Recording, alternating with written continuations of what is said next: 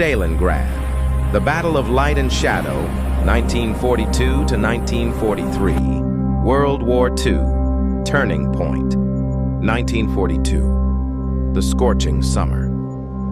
Following a string of stunning victories in Europe, the light of Nazi Germany was pushing deep into the Eastern darkness.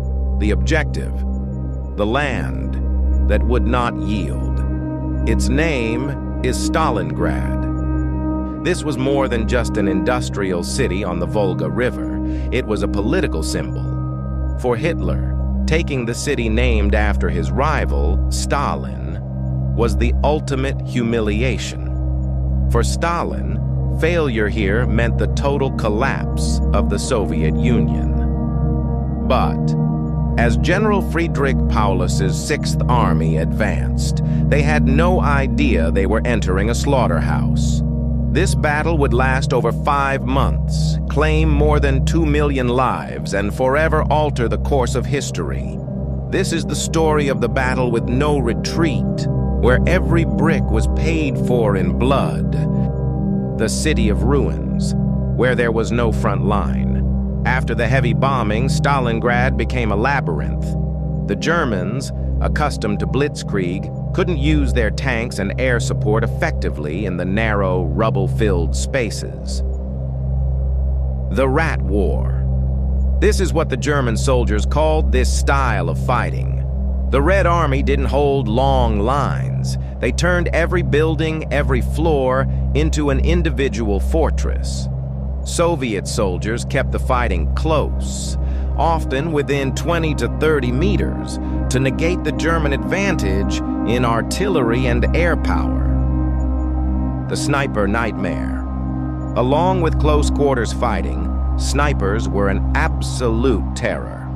The most famous was Vasily Zaytsev. He turned the ruins into a hunting ground, eliminating hundreds of German officers and key personnel, shattering morale. Stalemate and the winter's arrival. By October, Paulus held 90% of the city, but the remaining 10%, the crucial industrial areas, stood firm. The weather began to turn brutal. German forces were exhausted, running critically low on ammunition and food. They had won the geography, but they had lost the time and the will. The secret plan. While German attention was fixated on the street fighting, Marshals Georgy Zhukov and Alexander Vasilevsky were preparing a brilliant secret strategy, Operation Uranus. This plan bypassed Stalingrad itself, focusing on the weak flanks of the German forces, which were protected by less equipped Romanian and Italian units. The breakthrough. On November 19, 1942, Operation Uranus began. The weak resistance of the Romanian forces quickly collapsed under the heavy Soviet tank offensive. The trap closes.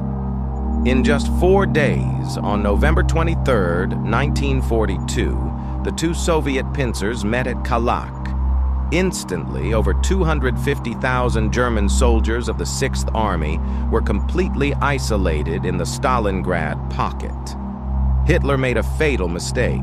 He forbade Paulus from breaking out, ordering him to hold at all costs, promising an airlift, a promise that would never materialize. A frozen death. 6 weeks later, cold, starvation, and constant Soviet shelling destroyed the Sixth Army. Paulus, whom Hitler had promoted to Field Marshal to encourage him to fight to the death, surrendered on January 31st, 1943. 91,000 German soldiers were taken prisoner, of whom only 5,000 ever returned home after the war. The historical legacy. Stalingrad was the first and largest military disaster for Nazi Germany. It was the decisive turning point of World War II. From this moment, Germany lost the initiative and never regained it. Stalingrad was not just a military victory. It was a victory of willpower and sacrifice.